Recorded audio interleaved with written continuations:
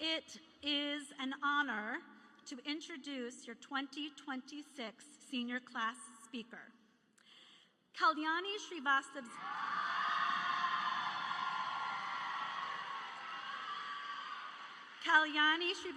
giftedness speaks for itself, but it's her passion for and dedication to the work, her intense focus on the craft of acting, and her work ethic that have inspired all those around her to engage more fully in the artistic process.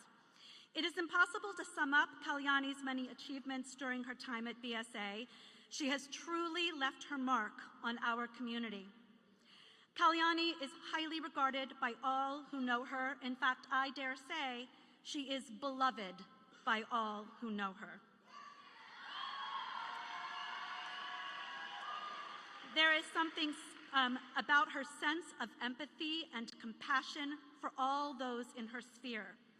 Kalyani's impact at BSA has been immense, and today we have the opportunity to hear and learn from her words. It is my great privilege to introduce your 2026 senior class speaker, Kalyani Srivastava.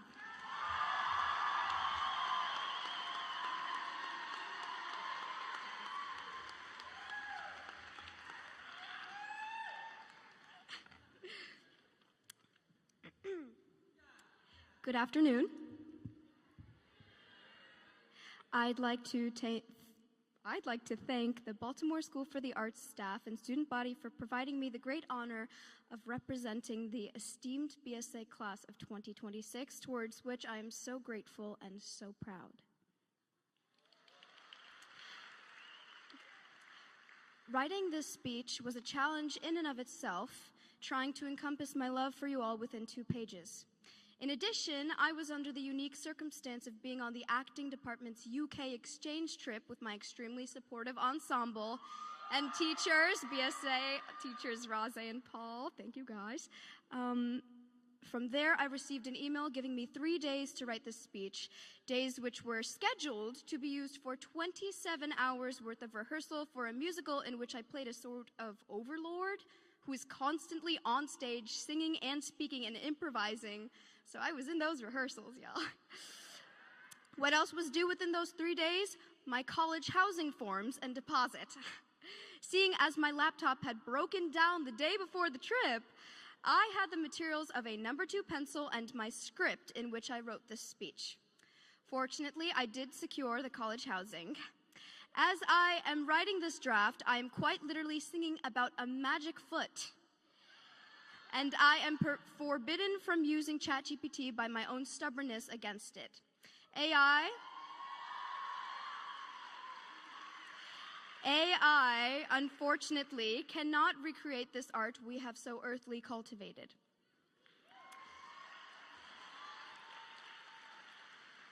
This sort of multitasking challenge is not unfamiliar to this class. As a representative of this conglomeration, I will relay these observations. These past 4 years, music majors have dealt with the weekly replacement of their lunches with private music lessons in stride, describing them as enlightening or at the very least informative. Weeks' worth of academic material was completed in negative time and space by the dancers, stitching flats and screwing cogs to build the beautiful ballet. One day, the visual artists will catch 1 hour of sleep and have some semblance of feeling from their fingertips to their forearms, if they so please to take rest, in congruence with the ease they provide the world through the sensitivity and details of their art.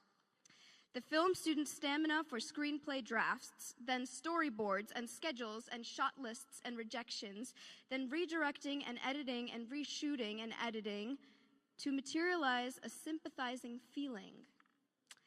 At the end of the week, the stage design and production students realize their fingers have been tangled into one big knot of mic tape and glitter and Gorilla Glue. Too preoccupied threading our costumes and hauling wood and timing light cues for the benefit of their greater visions. It is peculiar for a 16-year-old to refuse to speak for 2 days in order to retain their voice. We are a sea of color. Our haircuts, piercings, bling grad caps, and secret tattoos unbeknownst to our parents. Come on, y'all. Representing the student body, it is my responsibility to address the hardships. Under this mutating administration and in our personal lives, there are terrifying heights. The wage gap grows vast. Banishment from the land of the free. Online forums brew terrifying prejudices. ChatGPT writes the emails from our higher-ups who prefer to play Jeopardy rather than current events on their living room televisions. Global warming spreads like wildfire, literally. My father was placed on administrative leave over a year ago, which some of us may relate to. And we've felt helpless as high school students, but now we're emerging in this democracy. Some scabs are healing. Liam's cranium is almost good as new.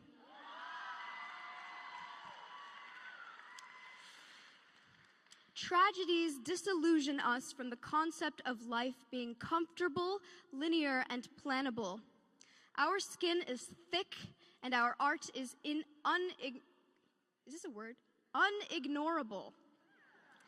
Sculptures, documentaries, anthems, BSA guided our starts and will grow like unsnippable vines to reclaim this world of ours.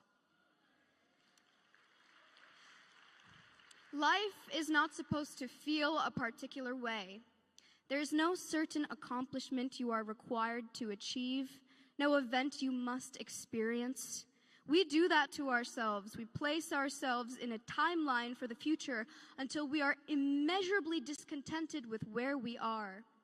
Newlywed millennials will inhabit your childhood home and repaint the walls gray. Your favorite food will change every 7 years. My arms are so hairy. There is no good and there is no evil. There's no right and there's no wrong. Babies fall without getting hurt because they never tense up. Buddhism is not about throwing your Nintendo Switch in the garbage and sleeping without blankets. It's about allowing things to change. In one of the UK rehearsals, I was spending the lunch break crying in the grass next to the private tennis courts. Keep in mind, earlier that same day, some of the boys had accidentally kicked a soccer ball into a court, and when they apologized, this lady said, "You know this is a private tennis court, yes?" So fast forward to me, sitting in the grass, a desolate chud, crusting in the heat, which was on the verge of evaporating, the tears streaming down my cheeks and my chapped lips, and suddenly I hear the voice of God. "Are you all right?" I look up. It's a tennis-playing man in that same court. He expressed his concern. What did I do in response? I got flustered and I ran away, but that's not my point. My point is that in any environment, you can choose empathy. Don't be the tennis-playing lady. Be that voice of God. Ask the silly girl in the grass if she's all right without expecting anything in return. Maybe she'll run away and write you into her graduation speech. Always resort to empathy and authenticity. Be hungry to smell and to taste this world. Be free. 8 floors, 10 periods.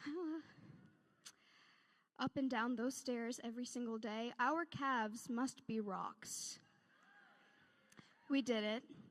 Now I'm going to do this mantra that the beloved Mama Maria has taught us. If you know, please join me. I'm going to do it 3 times. And by the 3rd time, I expect all of you to be doing it with us. Okay, here we go. Peace and love, joy? Okay.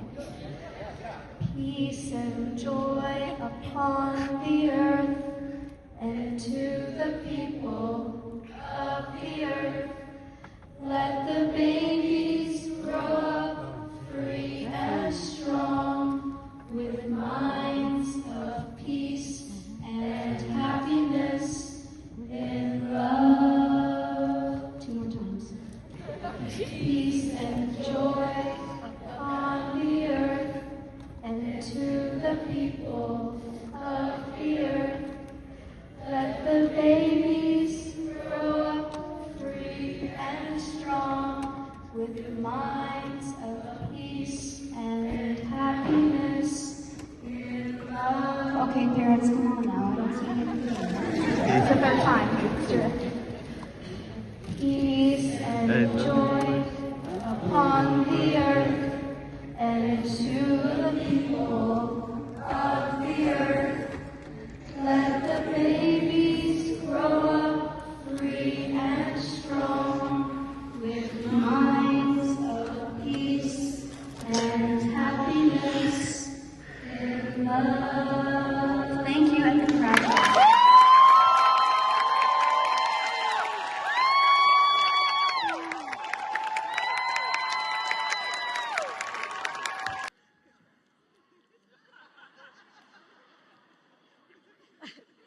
Julia Tolini.